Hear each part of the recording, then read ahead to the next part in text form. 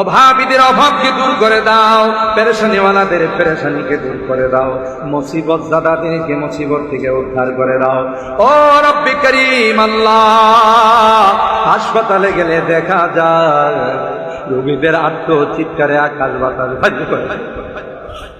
কত রোগী হাই হুতাশ করে হাও মাও করে কান্না করে আল্লাহ, কত যন্ত্রণায় কষ্ট করে আল্লাহ। দুনিয়ার কোনো ডাক্তারের ক্ষমতা নাই, দুনিয়ার কোনো ঔষধের ক্ষমতা নাই আল্লাহ। তুমি যদি ভালো না করো কেউ ভালো করতে পারবে না আল্লাহ। সকল রোগীদেরকে পরিপূর্ণ শিফা নসিব করে দাও, শিফায়ে কামেলা আজেলা দায়েমা মুস্তামিররা নসিব করে দাও। ও মালিক, ভিটা বাড়ি বিক্রি করে, জায়গা জমি বিক্রি করে আমাদের সন্তানেরা বিদেশে গেছে। এক একজনের চেহারার দিকে তাকানো যায় না, প্রচন্ড রুদ্রে পড়ে কত কষ্ট করে কিছু টাকা কামায়, কত মালিকের ধমক খায়, লাথি খায়, কত কষ্ট করে আল্লাহ। এখনো অনেকেই বিদেশের বাড়িতে বড় বিপদের মধ্যে আছে আল্লাহ। মেহেরবানি করে সকল বিপদ থেকে সকলকে উদ্ধার করে দাও আল্লাহ। কাগজপত্রের সমস্যাগুলো দূর করে দাও ইয়া রাব্বাল আলামিন। আল্লাহ তাদের কামাই রুজি রোজগারে বরকত নসিব করে দাও ইয়া আরহামার রাহিমিন, ইয়া আকরামাল আকরামিন। আল্লাহ আমাদের অনেক মুরব্বীদেরকে আমরা হারাইছি, আমরা সকল মুরব্বীদেরকে হারাইছি।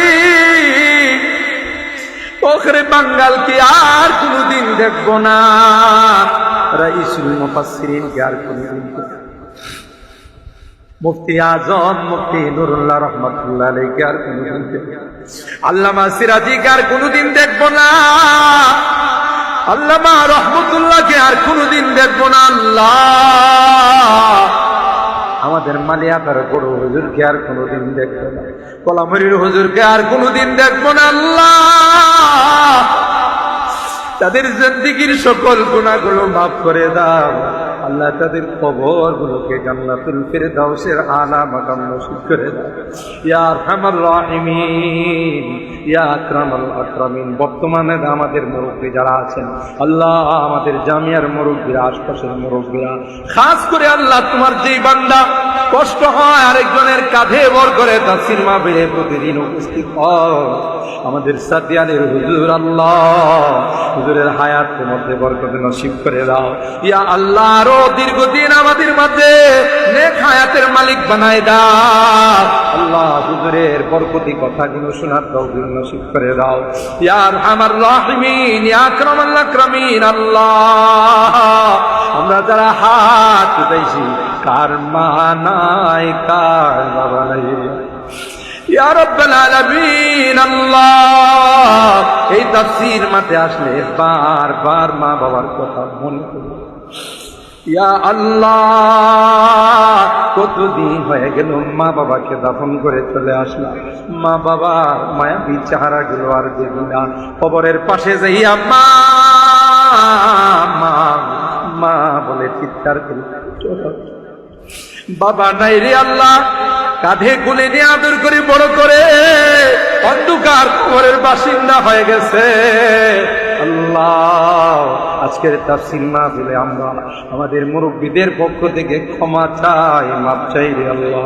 আমাদের মা বাবাকে মাফ করে দিও আল্লাহ, আমাদের মা বাবাকে ক্ষমা করে দিও আল্লাহ। এই তাফসীরুল কোরআন মাহফিলের যারা মুরব্বীরা ছিলেন শহীদপুর, সাতিয়া, খানাপাড়া, বাকাই সহ আল্লাহ ঘাটুরার যত মুরব্বীরা ছিলেন আল্লাহ, আজকে তোমার কাছে মেহমান হয়ে গেছেন আল্লাহ। তাদের জিন্দেগীর গুনাহগুলো মাফ করে দিও, তাদের কবরগুলো জান্নাতের বাগান বানাই দিও আল্লাহ ইয়া আরহামার রাহিমিন। আল্লাহ তো বর্তমানে যারা নেতৃত্ব দিচ্ছেন আল্লাহ, বর্তমানে যারা তাফসীর কমিটিতে আছেন আল্লাহ, যারা তোমার বান্দা বান্দীরা তাফসীরের জন্য সাহায্য করেন আল্লাহ, সকলের নেক হায়াত তুমি বাড়াই দাও আল্লাহ, হায়াতের মধ্যে বরকত নসিব করে দাও ইয়া রাব্বাল আলামিন। আল্লাহ মুনাজাত শেষ করার পূর্বে একটু করিয়া জানি না কোন দিন মালাকুল মউতের সঙ্গে, কোন দিন আজরাইলের সঙ্গে দেখা হয়ে যাবে, কোন দিন মসজিদের মাইকে আমার নামটা ঘোষণা হয়ে যাবে, মসজিদের পালকিটা আমার ঘরের সামনে দাঁড়িয়ে যাবে, দুনিয়ার মানুষ আমাকে নিয়ে জঙ্গলের দিকে রওনা দিবে, মাটি চাপা দিয়া সবাই চলে আসবে।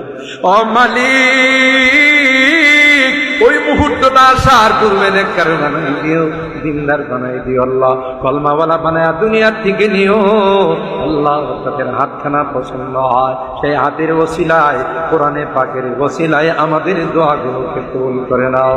রব্বানা তাকাব্বাল মিন্না ইন্নাকা আনতাস সামিউল আলিম ওয়া তুব আলাইনা ইন্নাকা আনতাত তাওয়াবুর রহিম। সুবহানা রাব্বিকা রাব্বিল ইজ্জাতি আম্মা ইয়াসিফুন ওয়া সালামুন আলাল মুরসালিন ওয়ালহামদুলিল্লাহি রাব্বিল আলামিন। আসসালামু আলাইকুম।